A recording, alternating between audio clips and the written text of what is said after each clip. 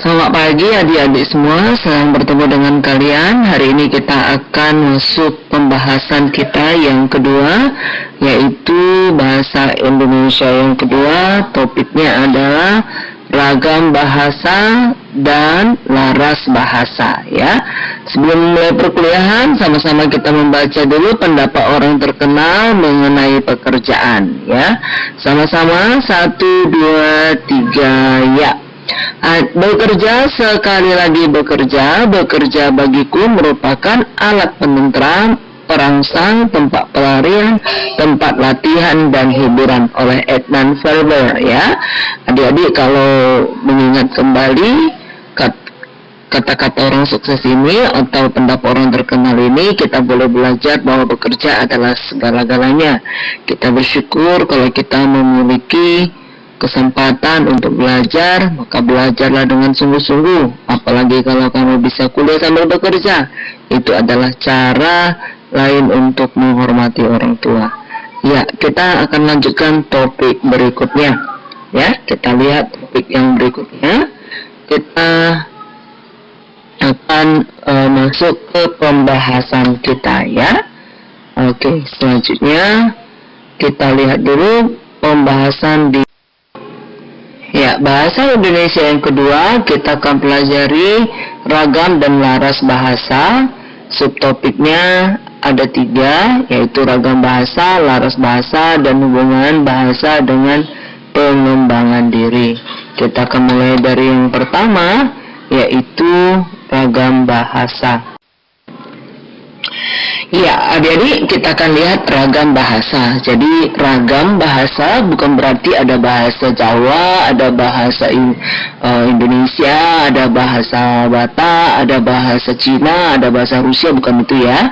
Ragam yang dimasukkan di sini adalah variasi bahasa yang pemakaiannya berbeda-beda menurut topik yang dibicarakan, ya, menurut hubungan pembicara atau kawan bicara dan orang yang dibicarakan, serta menurut medium pembicaraan, ya.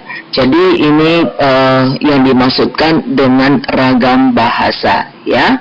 Nah, sekarang kita lihat ragam bahasa itu, kalau mau kita lihat itu berdasarkan variasi berdasarkan topik, variasi berdasarkan hubungan, variasi berdasarkan kawan bicara atau orang yang dibicarakan, dan medium pembicaraan. Kira-kira begitu untuk mengingatnya secara sederhana, ya. Jadi ini yang dimaksud dengan ragam bahasa. Tentu kalau kita berbicara dengan anak-anak, beda agak bahasa yang kita gunakan, ya. Beda bahasa dan juga istilah-istilah yang kita gunakan. Kalau di lingkungan teman sebaya juga berbeda. Kalau dengan orang tua juga berbeda. Kalau misalkan kita dengan dosen juga berbeda, ya. Nah, ragam-ragam bahasa itu yang akan kita bicarakan pada saat ini, ya. Oke, kita lihat. Nah, contohnya diskusi dengan teman kelompok, ya, dalam mengerjakan tugas, atau juga kalau kita lihat semi formal itu di ragam bahasa jurnalistik, ya, karena kadang-kadang kalau dalam bahasa jurnalistik ini menggunakan gaya bahasa yang menarik orang untuk membacanya, ya. Dan yang non formal itu berarti yang nggak formal atau yang tidak resmi. Formal dimasukkan resmi, ya. Jadi kalau non formal tidak resmi, ini adalah dalam situasi-situasi yang tidak resmi. Situasi-situasi yang tidak resmi ini maksudnya pada saat kita mungkin sedang di kafe, sedang bertemu dengan kawan, ya, berbicara dengan teman yang akrab, atau mungkin di media-media sosial kita menggunakan bahasa yang non formal, ya. Oke, atau yang tidak resmi. Oke, nah kita lihat, inilah dia berdasarkan situasi. Jadi kalau kita misalkan bertemu dengan guru atau dengan dalam hal ini kalau kita bertemu dengan dosen, maka kita nggak mungkin ngomongnya hai bro, gitu, ya. Itu tentu kita menggunakan selamat pagi pak, itu formal, ya. Selamat pagi bu, Ya kalau jumpa dengan teman kita jarang sekali ya, sama pagi kawan, kan nggak begitu ya. Kita gunakan bahasa yang resmi, pagi, apa kabar, gimana, sehat. Nah itu non formal malah ya. Nah kira-kira ini yang disebutkan dia dengan ragam bahasa berdasarkan situasi ya. Oke, nah kita lihat berikutnya, di poin berikutnya itu mari kita lihat latihan dulu kita. Yuk latihan. Nah, kita lihat dulu kalimat yang pertama. Pendidikan merupakan salah satu media guna mencapai kesuksesan. Nah, kira-kira kalau inilah jenis kalimatnya, menurut kalian, apakah ini ragam bahasa formal atau non formal?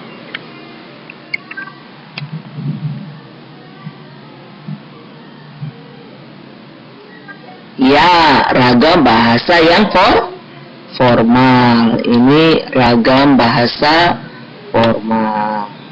Yuk, kalau kita lihat harga cabai meroket di pasaran. Harga cabai ya, meroket ya, tulisannya cabai tapi kita baca cabai ya. Harga cabai ini namanya diftong ya, diftong I. Memang dua karakter, dua huruf tapi kita baca satu ya, jadi cabai ya, tulisannya cabai ya. Harga cabai meroket di pasaran. Nah ini semi formal. Kenapa semi formal yo? Ya karena dia menggabungkan yang formal dengan yang non formal. Meroket di sini artinya bukan berarti naik roket, tapi melambung atau naik ya, atau ya harganya tinggi di pasaran. Itulah maksud dari kata ini. Nah kalau ada yang ketiga nih, gue nyesel temenan sama lo.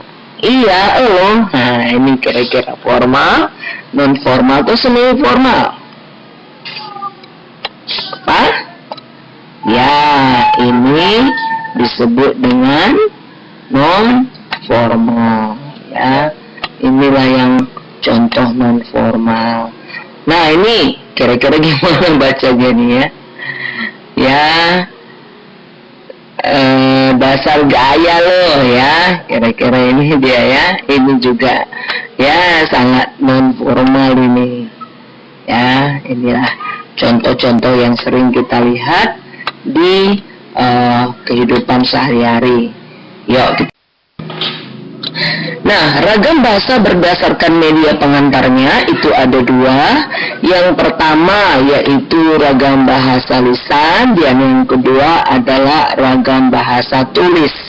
Ya, kalau untuk ini tentu kita sering melakukannya. Kalau yang sedang kita kerjakan ini atau yang sedang kita laksanakan ini adalah campuran antara ragam bahasa lisan dan bahasa tulis. Saya menggunakan media tulis melalui elektronik dan juga melalui bahasa lisan ya. Nah, selanjutnya kita lihat ragam bahasa lisan ini juga bisa digunakan pada situasi yang resmi atau standar dan tidak standar ya, seperti tadi formal atau non formal. Kalau ini tadi apa momennya? Pidato. Ini tentu pada saat rapat ya. Nah, kalau ketemu dengan kawan di kafe, tentu sudah pasti kita menggunakan yang non standar. Nah, kalau di pasar juga tentu menggunakan yang tidak standar atau tidak formal. Ya, inilah penggunaan-penggunaan. Kita lihat lagi pada ragam bahasa tulis. Kalau ragam bahasa tulis ini kita bisa lihat ragam bahasa tulis yang formal atau yang standar atau yang resmi itu dibahas ya di koran Kompas ya. Ini karena isinya lebih ilmiah, kemudian juga di buku-buku. Tapi kalau ragam bahasa yang non standar itu ya kayak di majalah-majalah anak muda kayak gini, ini menggunakan bahasa-bahasa yang tentu bahasa-bahasa gaul ya, non standar ya. Nah kita lanjut lagi lawan bicara kita ya. Kalau berbicara sendiri kadang-kadang bisa juga sih ya bicara dalam hati, tapi yang dimasukkan di sini adalah kalau kita bicara dengan melakukan komunikasi dengan orang lain ya. Dan ini tergantung kondisi apakah situasinya suka ataukah situasinya sedang berduka, sedang bergembira ya. Ada ruang, ada waktu. Harus ada ruangannya, tempatnya di mana kita bicara ya, baik itu secara daring atau luring ya. Nah, kemudian ini tidak harus memperhatikan gramatikal ya, hanya perlu intonasi serta bahasa tubuh. Jadi kalau dalam bahasa lisan ini dibutuhkan yang namanya gerak-gerik tubuh ya, atau body language. Nah, berlangsung cepat. Jadi kalau ada satu berita, misalkan kita dengar ada berita di Amerika, kita bisa langsung mendapatkan informasinya secara lisan melalui media elektronik. Kalau untuk media tulis tentu ini butuh waktu, butuh dicetak lagi kan gitu ya. Beritanya harus dicetak mungkin sehari berikutnya gitu. Tetapi kalau dia ragam bahasa lisan, ya ini langsung saja reporter membicarakannya atau menyampaikannya, makanya dikatakan berlangsung sangat cepat ya. Nah, ya, selanjutnya kita akan belajar tentang ragam tulisan. Nah, ragam tulisan yang pertama cirinya adalah tidak tergantung kondisi, situasi, dan ruang serta waktu. Jadi ragam tulisan kapan aja kalau kita mau baca bisa ya. Selama kita bisa membaca, maka itu tidak dibatasi dalam suasana bagaimanapun ya. Nah, kemudian yang kedua harus memperhatikan unsur gramatikal atau unsur tata bahasa. Mana dia subjek, predikat, awalan, akhiran, ya, itu penting sekali. Contoh, ada kata dasar makan, mendapatkan awalan di dan me, itu tentu beda sekali maknanya. Contoh, adik dipukul temannya, ya. Jangan sampai salah kalau kita menggunakan kata adik memukul temannya. Ini tentu maknanya berbeda. Jadi kita harus benar-benar mengerti siapa yang dipukul, siapa yang memukul, kan? Jadi untuk gramatikal harus benar-benar diperhatikan tata bahasanya, ya. Yang kedua, bahasa tulisan ini berlangsung lambat. Kenapa lambat? Karena ada proses pencetakannya, ya. Ada proses yang dilakukan untuk melakukan atau menuliskan teks tersebut, ya. Jadi dalam posisi lambat di sini maksudnya membutuhkan proses. Kalau tadi lisan kan cepat, ya. Contoh kalau misalkan kita melihat sesuatu, kita omongkan pada orang lain itu lebih cepat daripada kita tuliskan dan kita beritahukan kepada orang lain, atau bahkan kalau dia cetak itu juga menjadi lebih lama, ya. Nah, kalau yang keempat, yang keempat ini adalah ciri bahasa tulisan itu selalu memakai alat bantu. Jadi ada alat bantunya, ya. Apa alat bantunya? Alat bantunya kalau kita lihat di gambar ini, alat bantu itu kalau mulai ini dari zaman dulu nih ya, dari zaman batu ya, dalam suatu prasasti tulisan dibuat sampai pada ya masa sekarang, yaitu masa media sosial ya, Twitter, Facebook, Instagram, Telegram dan lain-lainnya ya. Ada alat bantunya ya. Tentu yang paling sering kita gunakan itu kalau tulis ya buku tulis, kan begitu ya. Kalau melalui media sosial tentu kita memiliki akun-akun sendiri di media sosial kita. Nah, yang kelima, tidak dapat dibantu dengan gerak tubuh, tidak dapat dibantu dengan gerak tubuh, ya. Jadi apa maksudnya tidak dapat dibantu dengan gerak tubuh, ya? Jadi gerak tubuh maksudnya kalau tadi bahasa lisan kan itu ada mimik kita. Misalkan kalau kita lagi senang, mimiknya tersenyum. Kalau kita sedih, mukanya tentu akan kelihatan seperti cemberut, seperti itu ya. Nah, kalau dalam bahasa tulisan, kalau dalam buku kan nggak kelihatan apakah mukanya cemberut ataukah dia tertawa, hanya katanya yang tertawa gitu ya. Kita disuruh membayangkan sendiri. Nah, alat bantu, kemungkinan alat bantu dalam bahasa tulis itu adalah dengan tanda baca, tanda titik, tanda koma, tanda seru, tanda tanya, dan lain-lain. Nah, inilah ragam tulisan ya. Jadi kita lanjutkan pada video slide berikutnya maksud saya. Nah, sekarang kita lihat kesimpulan perbedaan ragam lisan dan tulisan ya. Saya buat dalam 2 slide ya. Slide yang pertama ini kita lihat dulu. Yang di sebelah kiri ini adalah lisan ya. Ya, nah selanjutnya kalau bahasa lisan, ini kesimpulan yang bisa kita ambil untuk membedakan atau melihat di mana poin-poin perbedaan antara bahasa lisan dan bahasa tulisan. Yang pertama, kalau bahasa lisan ini memerlukan orang kedua atau teman untuk berbicara, sedangkan kalau bahasa tulis itu tidak memerlukan orang kedua ya. Tidak memerlukan orang kedua. Nah, yang kedua tergantung situasi dan kondisi. Kalau bahasa lisan ini tidak tergantung situasi dan kondisi ya. Jadi kapan saja bisa kita baca, mau malam, mau siang, mau kita lagi senang, mau kita lagi sedih. Sedangkan kalau bahasa lisan tergantung sekali pada situasi dan kondisi ya. Nah, kemudian yang ketiga, tidak harus memperhatikan unsur gramatika, hanya perlu intonasi serta bahasa tubuh. Bahasa tubuh di sini termasuklah dia dalam mimik wajah kita, gerak-gerik tangan kita, dan juga mungkin kita bisa saja mengernyitkan bahu atau melambaikan tangan dan seterusnya ya. Nah, kalau untuk bahasa tulis ini harus memperhatikan unsur gramatikal ya. Ini 3 poin yang membedakan.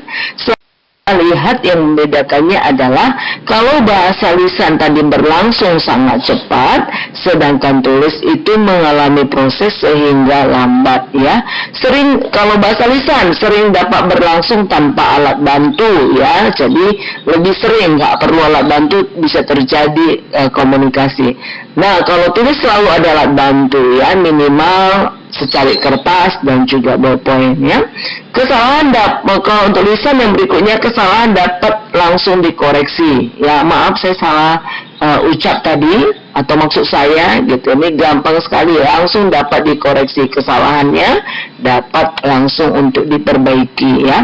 Tapi kalau tulisan, kalau kita salah ketik maka atau salah cetak maka akan dikoreksi ke bulan depan, ke tergantung terbitannya ya. Kalau terbitan minggu maka diperbaiki minggu depan, kalau terbitnya bulanan diperbaiki bulan depan, kalau terbitnya harian ya diperbaiki hari besoknya, kira-kira gitu ya. Nah, yang terakhir ini dapat dibantu kalau lisan dapat dibantu dengan gerak tubuh dan mimik wajah serta intonasi, sedangkan bahasa tulis ini tidak dapat dibantu dengan gerak tubuh atau tidak dapat dibantu dengan mimik muka ya. Hanya dibantu dengan apa tadi? Tanda baca, titik, koma, tanda seru, tanda tanya, dan seterusnya, berbagai tanda bacalah pokoknya ya.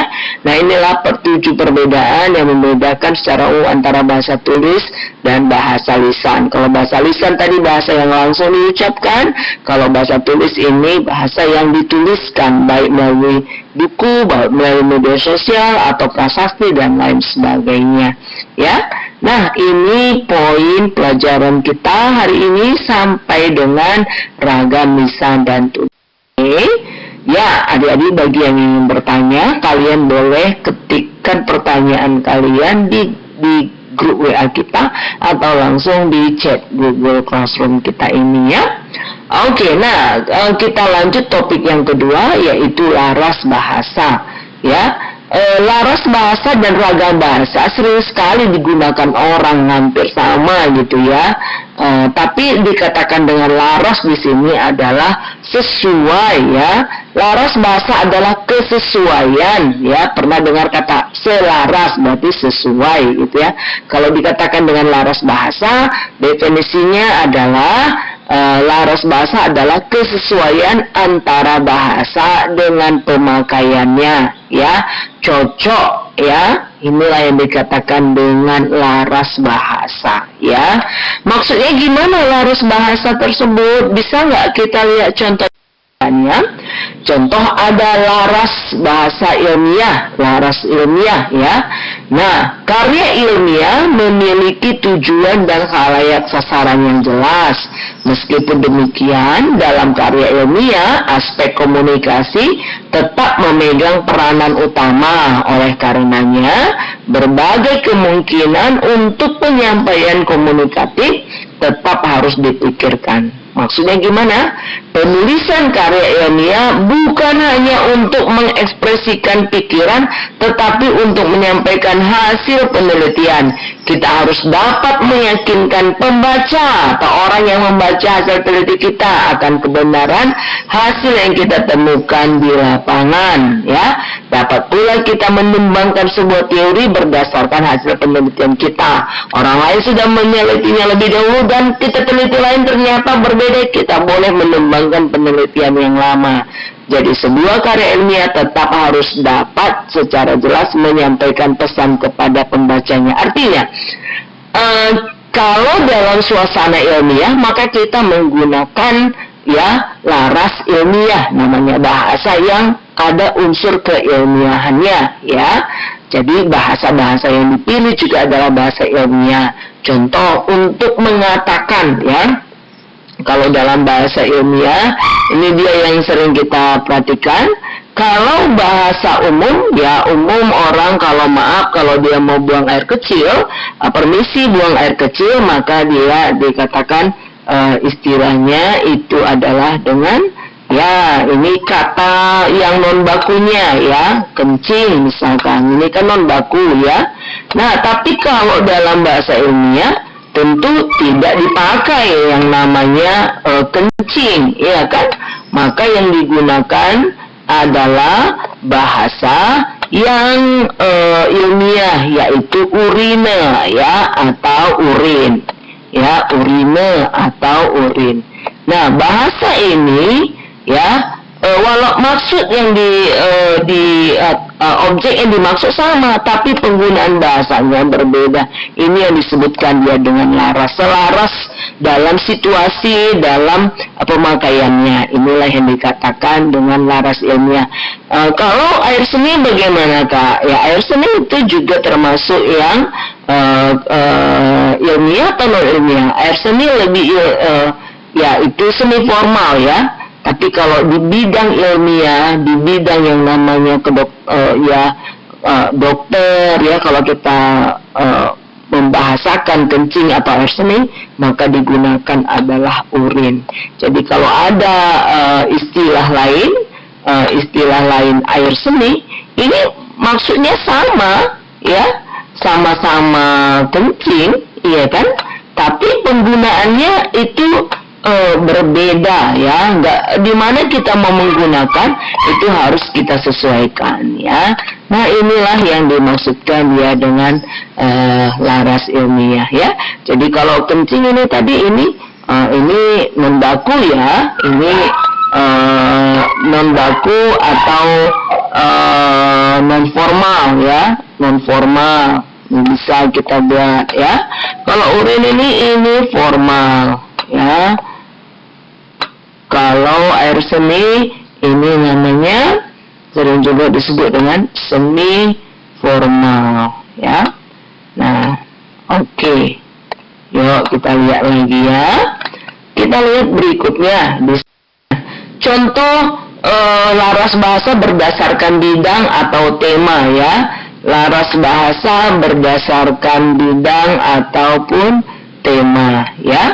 Jadi ada yang laras bahasa ilmiah ya, ada laras bahasa ilmiah, ada laras bahasa jurnalistik, ada laras bahasa sastra, hukum, agama, ekonomi, sains, komputer dan sebagainya ya. Jadi kita akan lihat berikutnya ya. Ya, jadi kalau kita berada di lingkungan ilmiah, maka kita menyelaraskan bahasa kita dengan bahasa ilmiah. Ya, kalau kita berada di lingkungan jurnalistik atau berada di wilayah jurnalistik, maka kita menggunakan bahasa yang selaras dengan jurnalistik. Demikian juga dengan sastra, hukum, agama, ekonomi, dan lain sebagainya ya. Kalau kita orang komputer, kita juga memiliki bahasa-bahasa yang selaras dengan komputer tentunya. Nah, mari kita lihat contoh berikut ini sebagai bahan untuk pelatihan kita. Nah, kita lihat yang pertama ini adalah kalimat seperti ini. Nama ilmiah padi adalah Oryza sativa. Nah, ya kan? Jadi kalau ada kalimat atau kata-kata seperti ini, maka yang paling tepat kita menggunakannya adalah nah ini termasuk sudah jelas ilmiah ya, ada ilmiah dan ada istilah Oryza sativa ya untuk menyatakan padi. Nah, ini adalah laras bahasa ilmiah atau khususnya biologi ya. Ada kalimat melambungnya harga cabai diikuti melambungnya harga cabai diikuti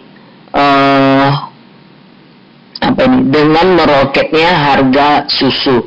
Nah, ini tentu jurnalistik ya. Kalau jurnalistik kan di situ ada unsur yang namanya propaganda atau mempengaruhi atau membujuk ya kan, supaya orang membaca tulisannya. Jadi istilahnya di sini meroket. Meroket itu berarti naik atau melambung ya, atau naik atau meningkat atau melambung ya. Di sini melambungnya harga cabai diikuti dengan meroketnya harga susu. Jadi coba ini untuk menyatakan naik dia menggunakan dua kosakata melambung dan meroket ya. Ini tentu sudah bahasa-bahasa jurnalistik ya di media-media untuk menarik orang untuk membacanya.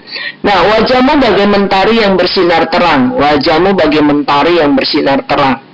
Wah, ini sudah bahasa sastra tentu ya. Ini sudah di bahasa-bahasa sastra.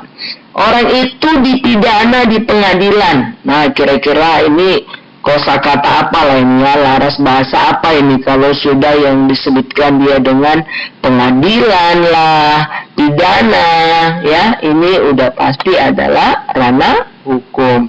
Harga kebutuhan mengalami inflasi ya. Nih, ada kata-kata di sini mengalami inflasi. Inflasi di sini adalah istilah dari ekonomi dan ini adalah kata untuk yang namanya kalimat yang menggunakan laras ekonomi. Doa dan tawakal adalah kunci kehidupan. Nah, ini laras bahasa agama. Kita bisa lihat kan? Nah, bahasa pemrograman harus dikuasai untuk membuat suatu software ya. Ini dari katanya kita bisa lihat bahwa ini adalah software dan satu lagi ini aplikasi. Ini adalah ranah komputer. Ini adalah contoh-contohnya ya. Oke, nah mari kita lanjutkan lagi sedikit. Nah, ini adalah topik kita yang terakhir, yaitu fungsi bahasa Indonesia sebagai pengembangan kepribadian. Nah, bahasa, kata kuncinya adalah bahasa sebagai pengembangan kepribadian, ya. Kemampuan berbahasa seseorang tentu ini sangat berhubungan dengan kepribadian atau pengembangan kepribadiannya. Kita lihat di sini yang pertama adalah berikutnya ini adalah bersikap positif terhadap bahasa Indonesia sebagai bahasa persatuan. Tentu masih ingat ya Sumpah Pemuda, kami bangsa Indonesia berbahasa satu, bahasa Indonesia. Jadi bahasa Indonesia adalah sebagai bahasa persatuan kita ya, yang mempersatukan seluruh bangsa Indonesia yang terdiri dari suku-suku yang berbeda ya. Nah, kemudian yang kedua kita bisa sampaikan bahwa mengembangkan kemampuan berkomunikasi ilmiah. Jadi dengan bahasa Indonesia sebagai pengembangan kepribadian ini, kemampuan kita dalam berkomunikasi dalam forum-forum ilmiah, juga kemampuan secara akademis dan kemampuan atau mengembangkan kecerdasan, kemampuan berbahasa dan mengembangkan kreativitas ya. Jadi bahasa sarana untuk mengembangkan kreativitas. Ya, adik-adik sampai di sini ada yang bertanya? Ya, selanjutnya kita akan berikut ini adalah post test ya. Kalau ada pertanyaan tentu jangan lupa nanti masukkan aja di grup WA kita ya. Post test kita ini adalah ceritakan dengan bahasa tulis pengalaman penggunaan ragam bahasa di keluarga Anda. Apakah kalian di rumah atau apakah adik-adik di rumah menggunakan bahasa ini? Soalnya perhatikan ragam bahasa ya. Apakah kalian adik-adik di rumah menggunakan bahasa formal, semi formal atau non formal? Ini ceritakan banyak biasanya menggunakan bahasa yang bagaimana ya. Jenis bahasa apa dan ragam bahasa apa yang kalian gunakan di rumah ya. Ini penting, ini tuliskan saja. Contohnya disebutkanlah ya, samanya menceritakan ya kan, jangan ceritakan hanya satu kalimat ya. Ya, soal post test berikutnya, jika suatu ketika kamu mendapatkan nilai E atau tidak lulus, maka buatlah bahasa tulisan kepada dosen sebagai permohonan guna memperbaiki nilai tersebut ya. Jadi tentu kalau ini kamu harus menggunakan ragam bahasa yang formal ya. Nah, ini penting sekali untuk melatih kemampuan adik-adik. Inilah proses kita dikerjakan dengan baik. Tunggu semoga semuanya bisa memahami pertemuan ini dan mendatangkan yang sebaik-baiknya untuk adik-adik semua. Sukses bagi kita, tetap sehat dan selalu fokus untuk menyelesaikan setiap tahapan pembelajarannya. Terima kasih adik-adik. Salam sehat. See you, bye-bye. Terima kasih. God bless you.